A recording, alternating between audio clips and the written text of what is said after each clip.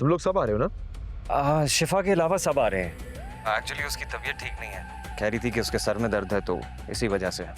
तुम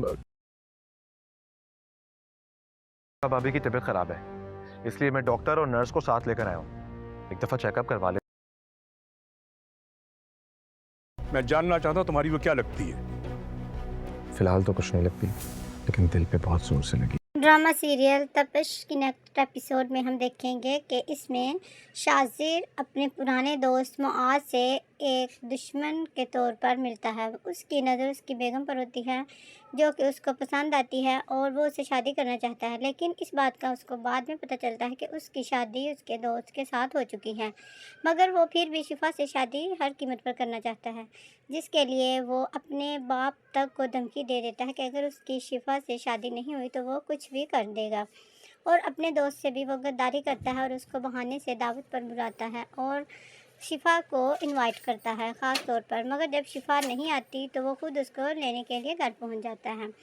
सब यही समझते हैं कि वो मुआज़ का बहुत अच्छा दोस्त है, इस वजह से वो सारे घर वालों का ख्याल रखता है। लेकिन शिफा को ये बात पसंद नहीं आती। वो मुआज़ से कहती है कि वो शाजिर की पार्टी में नहीं जाएगी और वो उसको बिल्कुल भी अच्छा नहीं लगता, इसलिए वो उससे नहीं मिलना चाहती। मगर मुआज़ उसको कहता है कि शाजिर मेरा बहुत अच्छा दोस्त है और वो एक अमीर तरीन लड़का है, जिसकी वजह से उसका एटीट्यूड कुछ अजीब सा होता है, इसलिए उसको किसी किस्म की टेंशन लेने की ज़रूरत नहीं। और वो शिफा को ज़बरदस्ती पार्टी में ले जाता है और शिफा उसके कहने पर चली जाती है। मगर शिफा को महसूस हो रहा होता है कि शाजिर एक अच्छा लड़का नहीं है और जिसका वो मुआज़ को समझाने की बहुत कोशिश करती है। मगर शाजिर किसी न किसी तरह से उनकी हेल्प करता है और शिफा को दावत पर बुला लेता है।